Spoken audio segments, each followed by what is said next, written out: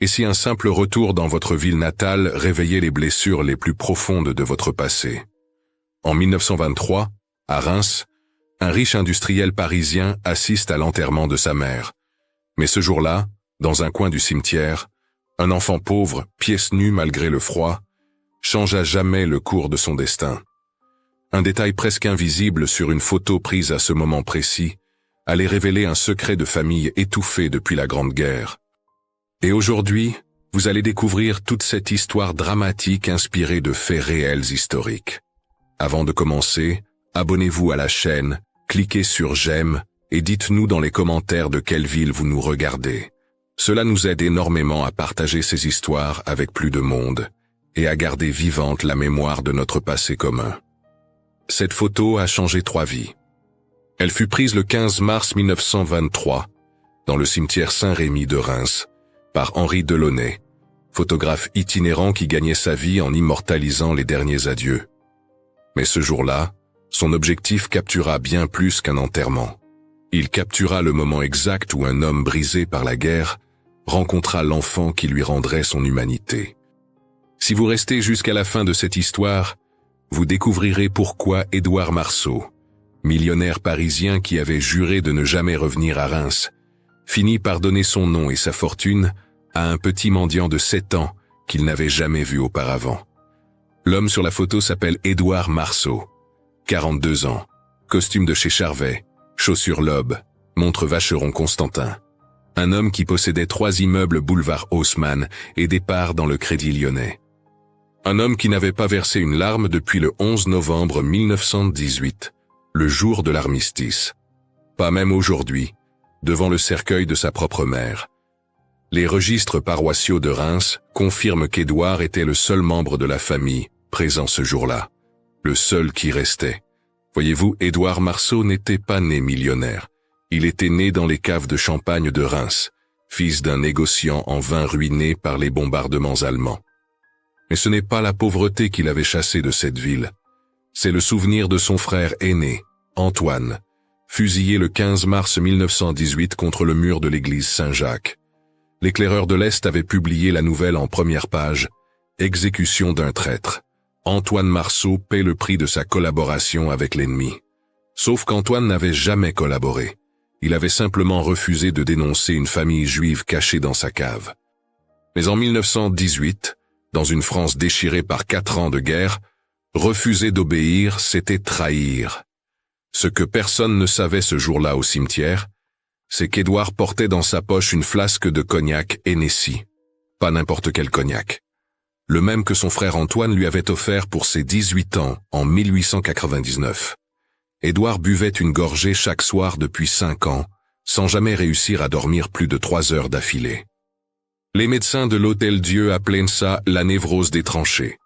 Édouard, lui, appelait ça survivre quand on aurait préféré mourir. Mais regardez attentivement cette photo. Dans le coin droit, presque invisible, un détail que Henri Delaunay lui-même n'avait pas remarqué en prenant le cliché. Sur la tombe voisine, celle de Marie-Jeanne Lefebvre, morte de tuberculose 2 semaines plus tôt selon les archives départementales de la Marne, un petit garçon est assis. 7 ans à peine, pieds nus malgré le froid de mars, vêtements en lambeaux. Il regarde directement l'objectif, comme s'il avait deviné que cette photo changerait son destin. Ce garçon, c'est Mathieu. Pas de nom de famille dans les registres. Juste Mathieu, fils de Marie-Jeanne, père inconnu. Un enfant qui dormait dans les ruines de la cathédrale bombardée, qui mangeait de la terre mélangée à de l'eau quand la faim devenait insupportable, qui avait vu sa mère cracher du sang pendant 3 mois avant de mourir dans ses bras. Un enfant avec une particularité étrange. Il bégayait terriblement quand il parlait, mais quand il chantait, sa voix était claire comme le cristal. Édouard allait partir. Le fossoyeur venait de jeter la dernière pelletée de terre sur le cercueil de sa mère. C'est alors qu'il entendit une mélodie. Faible, presque imperceptible. Auprès de ma blonde qu'il fait bon, fait bon, fait bon. La chanson s'arrêta net dans sa gorge. Cette chanson, c'était celle qu'Antoine chantait dans les tranchées de Verdun. Celle qu'il fredonnait le matin de son exécution. Selon le rapport du capitaine Dubois conservé aux archives militaires de Vincennes. Édouard se retourna lentement. Ses mains, qui tremblaient en permanence depuis son retour du front, se figèrent pour la première fois en 5 ans. Le petit garçon sur la tombe voisine le regardait, terrorisé. Il avait arrêté de chanter. « Qui t'a appris cette chanson ?» demanda Édouard en s'approchant. Sa voix était rauque, comme rouillée par des années de silence. « Maman, bégaya l'enfant en reculant. Édouard s'agenouilla devant la tombe de Marie-Jeanne Lefebvre. Le nom ne lui disait rien. Mais quand le vieux fossoyeur s'approcha et murmura « C'était la fille du boulanger », celle qui disparaissait certaines nuits en 1918, quelque chose se brisa dans la poitrine d'Édouard. 1918, l'année où Antoine se cachait, l'année où il avait disparu pendant 3 semaines avant d'être capturé. Elle avait un amoureux, continua le fossoyeur, un résistant qu'on a fusillé. Elle n'a jamais dit son nom, même quand les Allemands l'ont interrogé. Les jambes d'Édouard cédèrent. Il tomba à genoux dans la boue du cimetière, son costume à 800 francs souillé, ses mains agrippant la terre froide. Pour la première fois depuis l'armistice, une larme coula sur sa joue, puis une autre, et une autre, parce qu'il venait de comprendre. Ce petit garçon affamé qui chantait sur une tombe, c'était le fils d'Antoine, son neveu, la seule chose qui restait de son frère, et il était là, à 3 mètres de lui en train de mourir de faim. Henri Delaunay, le photographe, captura cet instant précis, le moment où Édouard Marceau, l'homme qui avait juré de ne jamais revenir à Reims, qui avait renié sa famille et son passé, s'effondrait devant un enfant de 7 ans. Le moment où la haine céda place à quelque chose de plus fort. Mais pour comprendre ce qui s'est vraiment passé ce jour-là, il faut remonter 6 mois plus tôt, quand Édouard vivait encore dans l'illusion que l'argent pouvait acheter l'oubli. Septembre 1922, 6 mois avant la photo. Boulevard Haussmann, 8e arrondissement de Paris. Édouard Marceau se réveillait en hurlant le nom d'Antoine pour la 1000e fois. 3 heures du matin. Toujours 3 heures du matin. L'heure exacte où son frère avait été fusillé selon le rapport d'exécution qu'il gardait dans le coffre-fort de son bureau. Sa femme, Marguerite, avait quitté la chambre conjugale depuis 2 ans. Elle dormait désormais dans l'aile ouest de leur appartement de 400 mètres carrés. Les domestiques avaient ordre de ne jamais mentionner les cris nocturnes. Édouard se leva, traversa le salon aux moulures dorées, et se servit un verre de champagne Krug, millésime 1911. Le même champagne que sa famille produisait avant la guerre, avant que les obus allemands ne transforment leurs caves séculaires en cratères, avant qu'Antoine ne soit accusé de trahison, avant que tout s'effondre. Il but d'un trait, puis un autre. C'était sa routine. Champagne jusqu'à l'engourdissement, travail jusqu'à l'épuisement, argent jusqu'à l'écœurement. Les registres du Crédit Lyonnais attestent qu'Édouard Marceau était devenu l'un des banquiers les plus redoutables de Paris. Impitoyable dans les affaires, glacial dans les négociations. Il avait fait fortune en rachetant des propriétés détruites par la guerre pour une bouchée de pain, puis en les revendant au décuple lors de la reconstruction. Certains l'appelaient un visionnaire, d'autres un charognard. Lui s'en fichait. L'argent était sa morphine, son opium, sa seule façon de ne pas penser. Mais cette nuit de septembre 1922, le téléphone sonna. Un télégramme urgent de Reims. Sa mère était mourante. Édouard froissa le papier et le jeta au feu. Il n'irait pas. Il l'avait juré devant témoins le jour où il avait quitté Reims. Plus jamais il ne remettrait les pieds dans cette ville maudite. Marguerite le trouva au matin, effondré sur le tapis perçant, la bouteille vide à ses côtés. « Ta mère se meurt », dit-elle simplement. « Qu'elle crève », répondit-il. Marguerite le gifla.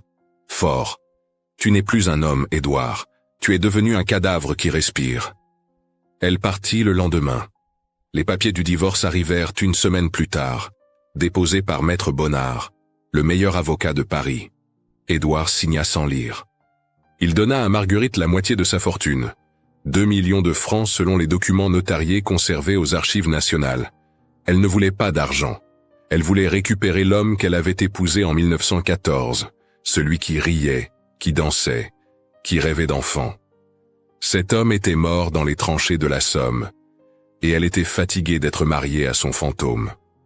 Pendant ce temps, à 300 kilomètres de là, dans les ruines de Reims, un petit garçon de 7 ans se battait pour survivre. Mathieu dormait dans la crypte de la cathédrale bombardée, celle où les pierres gothiques formaient encore un semblant d'abri. Sa mère, Marie-Jeanne, crachait du sang depuis des semaines. La tuberculose, disaient les sœurs de l'hospice, mais elle ne pouvait rien faire. Pas de lit disponible, pas de médicaments. La guerre avait tout pris. Marie-Jeanne Lefebvre était belle autrefois. Les photos de famille conservées à la bibliothèque municipale de Reims le montrent. Une jeune femme aux yeux clairs, au sourire lumineux. Fille unique du boulanger de la rue du Temple, promise à Gaston Mercier, le fils du notaire. Mais en février 1918, elle avait rencontré Antoine Marceau. Il se cachait dans le grenier de la boulangerie, recherché pour avoir refusé de livrer une famille juive aux autorités. 3 semaines. Ils avaient eu 3 semaines ensemble, avant qu'un voisin ne le dénonce pour 50 francs. Le prix fixé par les autorités selon les archives municipales. Marie-Jeanne n'avait jamais révélé leur liaison. Pas même quand les soldats l'avaient interrogée. Pas même quand son père l'avait chassée de la maison en découvrant sa grossesse. Elle avait accouché seule, dans une grange abandonnée, le 12 décembre 1918, 1 mois après l'armistice.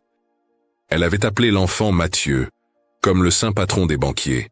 Une ironie amère puisqu'il n'aurait jamais d'argent. Mathieu avait grandi dans la misère la plus absolue.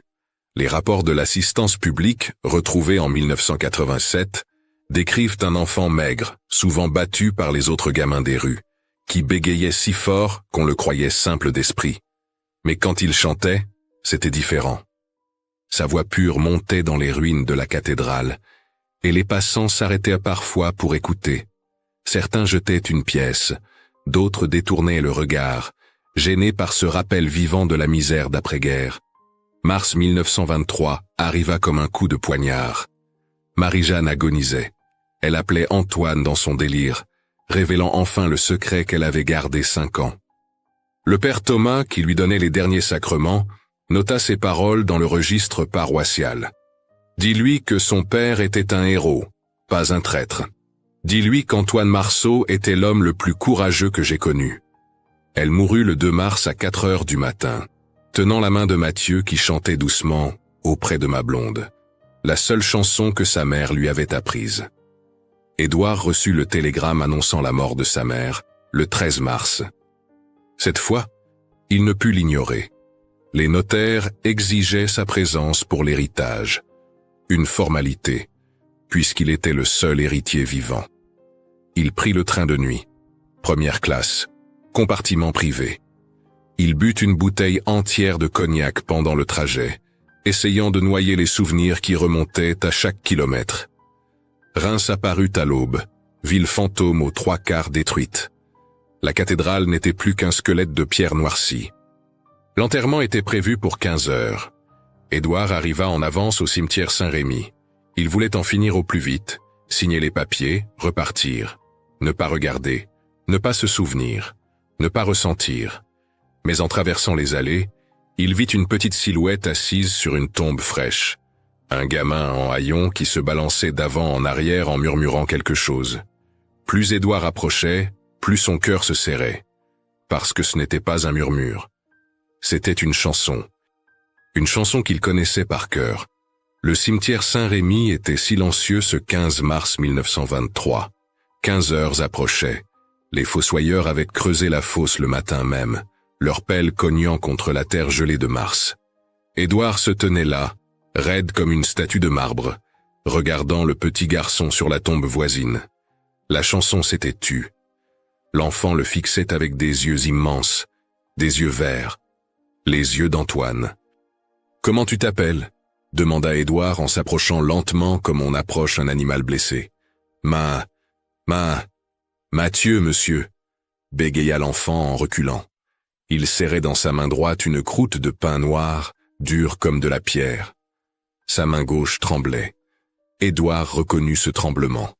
C'était le même que le sien, le tremblement de ceux qui ont vu trop de morts trop jeunes. Le corbillard arriva, tiré par 2 chevaux noirs. Le cercueil de chêne descendit lentement dans la fosse. Édouard ne bougeait pas, ne priait pas. Le père Thomas récitait les prières latines d'une voix monocorde. Mais Édouard n'écoutait pas. Il regardait Mathieu qui s'était rapproché, attiré par la cérémonie. L'enfant avait les pieds nus, bleus de froid. Des cicatrices couraient le long de ses bras maigres. Les marques d'un fouet, comprit Édouard avec un haut le cœur. « C'est qui, la dame » demanda Mathieu en montrant le cercueil. « Ma mère » répondit Édouard. L'enfant hocha la tête gravement. « La mienne aussi, elle est là » dit-il en montrant la tombe de Marie-Jeanne.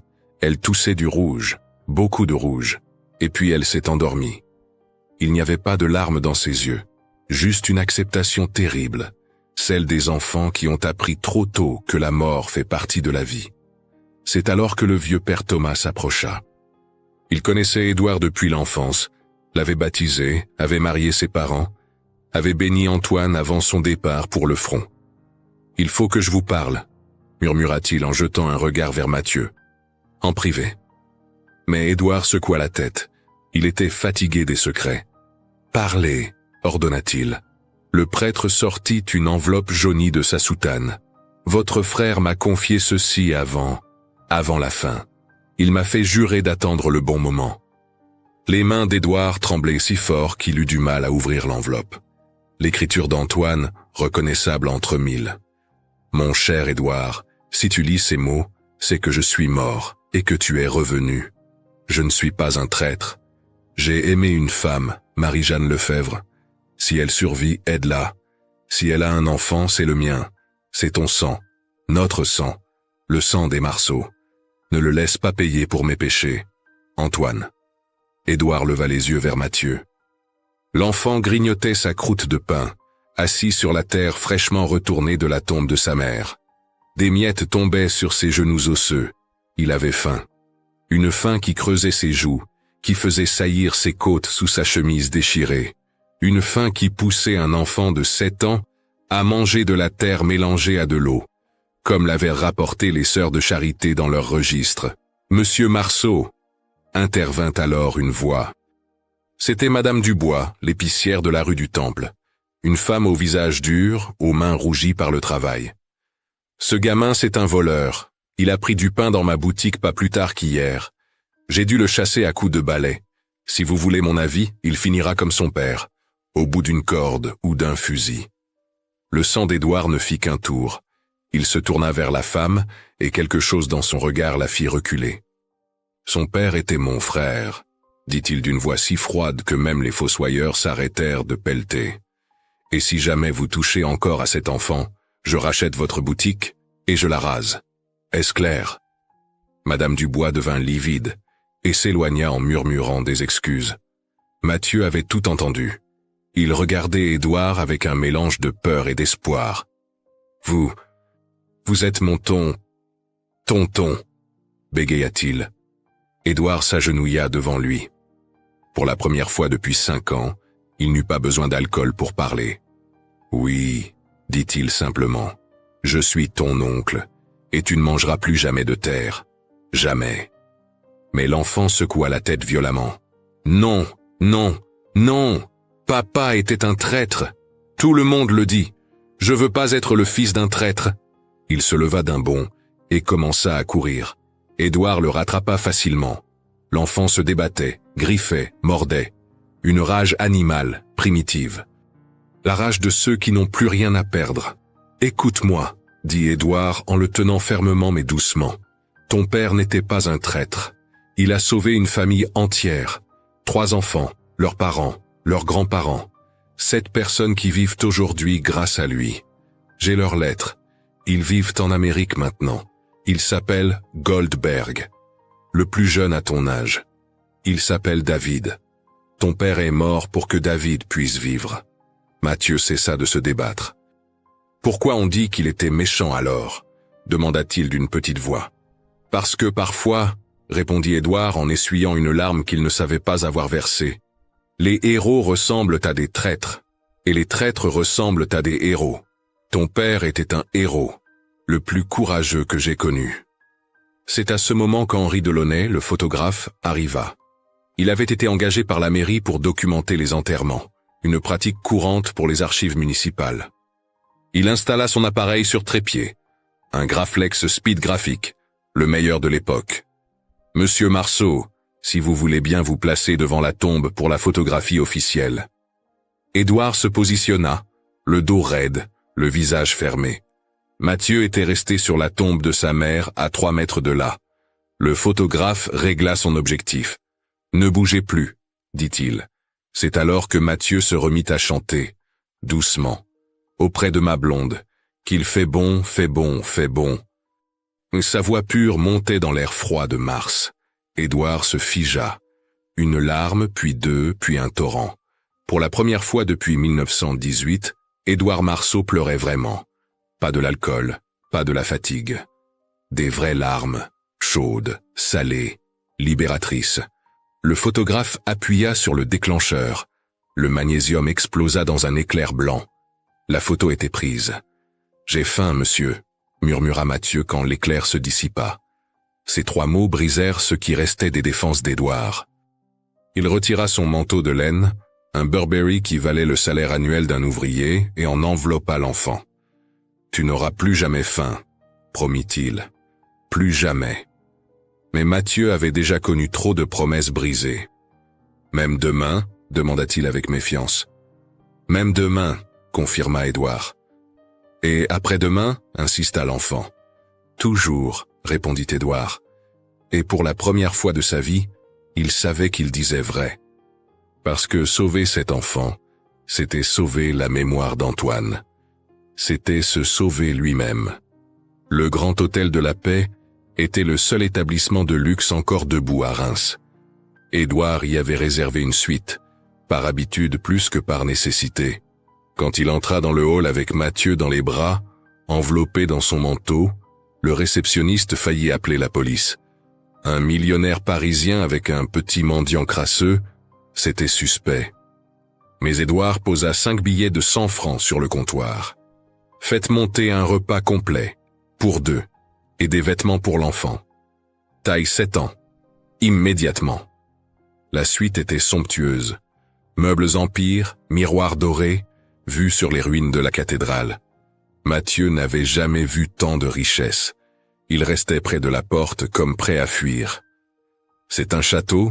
demanda-t-il, émerveillé. « Non », répondit Édouard en s'agenouillant à sa hauteur. « C'est juste un endroit pour dormir. Demain, nous partirons pour Paris. Tu auras ta propre chambre dans ma maison. » « Pourquoi vous faites ça ?» La question était directe, brutale. Les enfants de la rue ne croient pas au miracle. « Parce que tu es mon neveu, le fils de mon frère. Ma famille. » Mathieu secoua la tête. « La famille, ça existe pas. Maman disait que c'était des histoires pour les riches. » Édouard sentit son cœur se serrer. « Ta maman se trompait. La famille, c'est ce qui reste quand tout le reste disparaît. » On frappa à la porte. 2 serveurs entrèrent avec des plateaux couverts. Poulet rôti, pommes de terre, haricots verts, pain blanc, tarte aux pommes. L'odeur envahit la pièce. Mathieu se mit à trembler. Pas de peur, de désir. Un désir animal, incontrôlable. Il se jeta sur la nourriture, déchirant le poulet avec ses mains, enfournant les pommes de terre entières dans sa bouche. « Doucement », dit Édouard. Mais c'était trop tard. L'estomac de Mathieu, habitué à la famine, ne supporta pas. L'enfant vomit tout sur le tapis perçant. Il recula terrorisé, les mains devant le visage. « Pardon, pardon, pardon, frappez pas, je nettoie, je nettoie !» Il tomba à genoux, essayant de ramasser son vomi avec ses mains nues. Édouard eut un haut le cœur, mais pas de dégoût. De rage. Rage contre ceux qui avaient battu cet enfant au point qu'il s'attendait à être frappé pour avoir été malade. Il prit doucement les mains de Mathieu, les essuya avec sa pochette de soie. « On ne frappe pas les enfants chez moi, jamais. Tu comprends ? Jamais. » Il appela la réception, demanda qu'on nettoie et qu'on apporte du bouillon de poule. « Cette fois, on va y aller lentement. Une cuillère à la fois, d'accord ?» Mathieu hocha la tête. Il but le bouillon par petites gorgées, ses yeux ne quittant pas Édouard, comme s'il craignait que tout disparaisse s'il clignait des yeux. « Parlez-moi de papa », demanda soudain Mathieu. Édouard s'assit dans le fauteuil en face de lui. « Par où commencer ? Comment raconter Antoine à son fils ? Ton père avait les mêmes yeux que toi, verts comme les vignes en été. Il riait tout le temps, même quand il n'y avait rien de drôle. Il disait que rire, c'était sa façon de résister à la tristesse du monde. Il était courageux, demanda Mathieu. Le plus courageux, confirma Édouard. Un jour, pendant la bataille de Verdun, notre tranchée a été bombardée. J'étais enseveli sous la terre, je ne pouvais plus respirer. Ton père a creusé avec ses mains nues pendant 1 heure pour me sortir. Ses ongles étaient arrachés, ses doigts en sang. Mais il n'a pas abandonné. Il m'a sauvé la vie. Mathieu écoutait, fasciné. Personne ne lui avait jamais parlé de son père autrement que comme d'un traître. Pourquoi ils l'ont tué alors? Édouard prit une profonde inspiration. Comment expliquer l'injustice à un enfant qui la vivait tous les jours? Parce que parfois, faire le bien, c'est désobéir aux mauvaises lois. Ton père a choisi de sauver des innocents plutôt que d'obéir. Ça lui a coûté la vie. Mais les Goldberg, la famille qui l'a sauvé, ils vivent. Leurs enfants grandiront, auront des enfants à leur tour. Grâce à ton père, des dizaines de personnes vivront. Tu comprends? L'enfant hocha la tête lentement. Maman disait qu'il chantait. Un sourire, le premier vrai sourire d'Édouard depuis des années. Oh oui, il chantait. Tout le temps. Dans les tranchées, ça rendait les officiers fous. Mais les soldats adoraient. Ça leur rappelait qu'ils étaient encore humains. Ils chantaient auprès de ma blonde en montant à l'assaut. Les Allemands arrêtaient parfois de tirer pour l'écouter. C'est vrai? Les yeux de Mathieu brillaient. C'est vrai, j'étais là, je l'ai vu. Ton père avait une voix qui pouvait faire pleurer les pierres et rire les morts, comme toi. Mathieu rougit. Je bégaye quand je parle. Mais pas quand tu chantes, observa Édouard. Non, admit l'enfant. Quand je chante, les mots sortent tout seuls. On frappa à nouveau. Les vêtements étaient arrivés. Chemise blanche, pantalon de laine, chaussures de cuir, manteau chaud. Édouard aida Mathieu à se déshabiller. Le corps de l'enfant était une carte de souffrance. Côtes saillantes, ventre gonflé par la malnutrition, dos strié de cicatrices. « Qui t'a fait ça ?» demanda Édouard, la voix dangereusement calme. « Monsieur Grimaud. » Il disait que j'étais le fils d'un traître et que je méritais d'être puni. Il me frappait avec sa ceinture. Maman pouvait pas l'empêcher. Elle était trop malade. Les poings d'Édouard se serrèrent. Grimaud. Il connaissait ce nom. L'ancien contremaître de leur domaine viticole. Un homme qui avait profité du chaos de la guerre pour s'enrichir sur le dos des plus faibles. « Il ne te touchera plus jamais », promit Édouard. « Tu me le jures ?» demanda Mathieu. « Je te le jure sur la mémoire de ton père. » L'enfant sembla satisfait. Il enfila les vêtements neufs avec précaution, comme s'ils étaient en verre. « J'ai l'air de qui ?» demanda-t-il en se regardant dans le miroir. « Tu as l'air d'un marceau, » répondit Édouard. « Tu as l'air de mon neveu. » Cette nuit-là, pour la première fois depuis des mois, Mathieu dormit dans un vrai lit. Mais vers 3 heures du matin, Édouard le trouva par terre, recroquevillé dans un coin. « Le lit est trop mou, » expliqua l'enfant. « J'arrive pas à dormir. » Édouard comprenait. Lui aussi avait mis des mois à se réhabituer au lit après les tranchées. Il prit une couverture, s'allongea par terre à côté de Mathieu. « Alors on dort par terre, ensemble. »« Tonton ?» murmura Mathieu dans le noir. « Oui. J'ai peur que tu partes, que je me réveille et que tu sois plus là. » Édouard chercha la main de l'enfant dans l'obscurité, la serra doucement. « Je suis là, je serai toujours là. »« Promis ?» ?»« Promis. » Et pour la première fois depuis la mort d'Antoine, Édouard dormit sans cauchemar. La petite main de Mathieu dans la sienne était comme une ancre qui le rattachait à la vie. Le train pour Paris quitta Reims à l'aube du 16 mars 1923. Édouard avait acheté un compartiment entier, première classe. Mathieu, dans ses habits neufs, ressemblait à n'importe quel enfant de bonne famille. Sauf pour ses yeux. Ses yeux avaient vu trop de choses. Quand le contrôleur vérifia les billets, Mathieu se cacha derrière Édouard, par réflexe. « C'est mon neveu », expliqua Édouard avec une fierté qu'il ne se connaissait pas. « Il vient vivre avec moi à Paris. » L'arrivée boulevard Haussmann fut un choc. L'appartement d'Édouard occupait tout le 3e étage d'un immeuble haussmannien. 400 mètres carrés de marbre et de dorure. Mathieu resta figé dans l'entrée. C'est vraiment ta maison? Notre maison, corrigea Édouard. C'est notre maison maintenant. Madame Durand, la gouvernante, faillit s'évanouir en voyant Édouard revenir avec un enfant. Elle travaillait pour lui depuis 10 ans et ne l'avait jamais vu montrer la moindre émotion. Madame Durand, voici Mathieu, mon neveu. Il vivra ici désormais. Préparez la chambre bleue. Et trouvez-moi le meilleur précepteur de Paris. Il commence lundi. Les premières semaines furent difficiles. Mathieu continuait à cacher de la nourriture sous son lit, par peur de manquer. Il se réveillait en hurlant, appelant sa mère. Il refusait de dormir dans son lit, préférant le sol. Édouard ne le forçait pas. Il avait appris la patience dans les tranchées. Chaque soir, il s'asseyait par terre à côté de lui et lui racontait des histoires d'Antoine. Le précepteur, Monsieur Laroche, fut découragé dès le premier jour. Cet enfant ne sait ni lire ni écrire. Il bégaye terriblement. Je ne peux rien faire. Édouard le congédia sur le champ. Le deuxième abandonna après 3 jours. Le troisième dura 1 semaine. Ce fut le 4e, un jeune homme nommé Pierre Rousseau, ancien instituteur gazé à Ypres, qui fit la différence.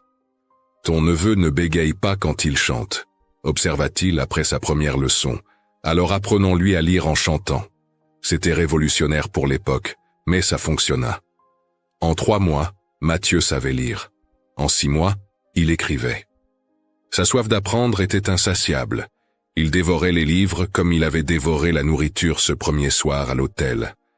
Un jour de juin 1923, Édouard trouva Mathieu en train de dessiner dans le salon. Des portraits d'une précision saisissante. Sa mère sur son lit de mort, Antoine en uniforme, reconstitué d'après les descriptions d'Édouard, la cathédrale de Reims avant et après les bombardements.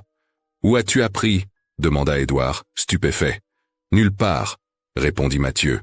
« Les images sont dans ma tête, je les mets juste sur le papier. » Édouard engagea le meilleur professeur de dessin de l'école des beaux-arts. En quelques mois, le talent de Mathieu explosa.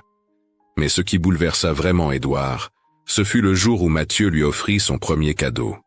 Un portrait de lui et Antoine, enfant, jouant dans les vignes. « Comment tu sais à quoi on ressemblait » demanda Édouard, la gorge serrée. « Je sais pas » répondit Mathieu. « Je vous vois dans mes rêves. » L'adoption officielle eut lieu le 23 septembre 1923. Les documents du tribunal de la Seine confirment que Mathieu devint légalement Mathieu Marceau ce jour-là. Dans la salle d'audience, Édouard remarqua un vieil homme au fond. C'était Grimaud, l'homme qui avait battu Mathieu. Il s'approcha d'Édouard à la sortie. « Vous faites une erreur, ce gamin a du mauvais sang. » Édouard le regarda droit dans les yeux. « J'ai racheté votre maison ce matin. Vous avez 1 semaine pour partir. Si jamais vous approchez de mon fils, je vous détruirai. » Il avait dit « mon fils » sans réfléchir. Grimaud pâlit et disparut. Noël 1923 fut le premier vrai Noël de Mathieu. Édouard avait fait installer un sapin immense dans le salon. Des dizaines de cadeaux attendaient en dessous. Mais le plus beau cadeau, ce fut quand Mathieu, pour la première fois, l'appela papa au lieu de tonton. « Je peux » avait-il demandé, hésitant. Édouard avait pleuré. Les domestiques n'en revenaient pas. Leur maître de glace pleurait de joie. En février 1924, presque 1 an après leur rencontre, ils retournèrent à Reims. Pas par obligation cette fois, mais par choix. Ils allèrent sur les tombes. Celle de la grand-mère, celle de Marie-Jeanne, et enfin, celle d'Antoine. Édouard avait fait ériger une nouvelle pierre tombale. Antoine Marceau, 1895-1918. Frère, père, héros. Mathieu posa un bouquet de myosotis sur chaque tombe. « Papa aurait été fier de nous », dit-il. Il ne bégayait plus du tout maintenant.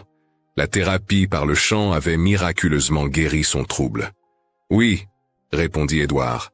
Il aurait été fier. De retour à Paris, la vie prit un nouveau rythme. Mathieu excellait dans ses études. Son don pour le dessin se doublait d'une intelligence aiguë et d'un sens aigu de la justice. « Je veux devenir avocat », annonça-t-il un jour. pour défendre ceux qui ne peuvent pas se défendre. Édouard sourit. Comme ton père. Comme mon père, confirma Mathieu. Les années passèrent. Mathieu grandit, devint un jeune homme brillant. Il fut reçu premier au barreau de Paris en 1941, à 25 ans. Mais au lieu de rejoindre un cabinet prestigieux, il ouvrit son propre bureau et se spécialisa dans la défense des petits viticulteurs de Champagne contre les grandes maisons. Il gagnait peu, mais dormait bien. Édouard mourut paisiblement dans son sommeil le 3 juin 1954, à 73 ans. Mathieu était à ses côtés. Les derniers mots d'Édouard furent « Dis à Antoine que j'ai tenu ma promesse. J'ai pris soin de son fils. » Mathieu lui ferma les yeux en murmurant « Il le sait, papa. Il l'a toujours su. » La photo de Henri Delaunay fut retrouvée en 1970 dans les archives de la bibliothèque municipale de Reims. Un journaliste local écrivit un article qui fit le tour de France. L'image de ce millionnaire en deuil et de ce petit orphan assis sur une tombe devint le symbole d'une époque où la guerre avait séparé les familles, mais où l'amour pouvait encore les réunir. Mathieu, alors âgé de 54 ans, fut interviewé. Cette photo, dit-il en la tenant avec précaution, capture le moment où deux âmes brisées se sont trouvées. Mon oncle m'a donné plus qu'un nom et une fortune. Il m'a donné le droit d'exister, de rêver, d'espérer. Il m'a appris que la vraie richesse n'est pas dans les coffres des banques, mais dans les liens qu'on tisse avec ceux qu'on aime. Il marqua une pause, regardant le portrait d'Édouard accroché au mur de son bureau.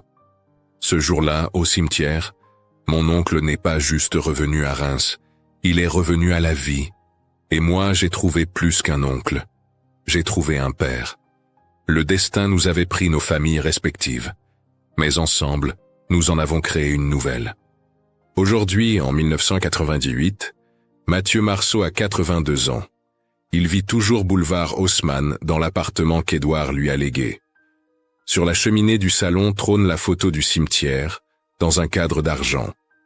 À côté, une autre photo. Édouard et Mathieu le jour de l'adoption souriant. Le manteau Burberry qu'Édouard lui avait donné ce jour de mars 1923 est soigneusement conservé dans une armoire, rapiécé, usé, mais intact. Quand on lui demande pourquoi il continue, à son âge, à défendre gratuitement les petits viticulteurs, sa réponse est toujours la même. Mon oncle m'a montré qu'un homme riche qui garde son argent pour lui est plus pauvre qu'un mendiant qui partage son pain. La vraie fortune, c'est de pouvoir tendre la main à quelqu'un qui en a besoin, comme il l'a fait pour moi. L'histoire d'Édouard et Mathieu nous enseigne que parfois, c'est en sauvant les autres qu'on se sauve soi-même. Que l'amour peut naître des cendres du désespoir. Que la famille ne se limite pas au sang, mais se construit dans le choix quotidien d'aimer, de protéger, de croire en l'autre. Cette photo, prise il y a 75 ans dans un cimetière de Reims, n'est pas seulement le témoignage d'une époque. C'est la preuve que même dans les moments les plus sombres, l'humanité peut triompher. Que là où la guerre sépare, l'amour réunit. Et que parfois, il suffit d'un enfant qui chante sur une tombe pour rappeler à un homme qu'il a encore un cœur qui bat. En fin de compte, cette histoire fictionnelle dramatisée, inspirée de faits réels, nous rappelle qu'il n'existe pas de plus grande richesse que celle que l'on construit dans les liens humains. Sauver un enfant, c'est parfois se sauver soi-même. Là où la guerre détruit, l'amour et la mémoire reconstruisent. Et vous, qu'est-ce que cette histoire vous inspire sur la famille choisie et le poids des secrets? Avez-vous déjà connu des histoires où la confiance a transformé des vies? Quelles leçons retenez-vous sur le pardon et la justice dans vos propres familles? Écrivez le mot espoir dans les commentaires pour nous montrer que vous êtes restés jusqu'à la fin. Dites-nous aussi de quelle ville vous nous regardez. Et si vous le souhaitez, partagez une histoire de vos anciens, de vos grands-parents ou arrière-grands-parents, une histoire qui pourrait inspirer de nouvelles vidéos. Merci d'avoir suivi ce récit avec nous. Abonnez-vous à la chaîne, aimez la vidéo, activez la cloche, partagez-la, commentez et cliquez sur la carte de fin pour découvrir d'autres histoires aussi fortes que celle-ci.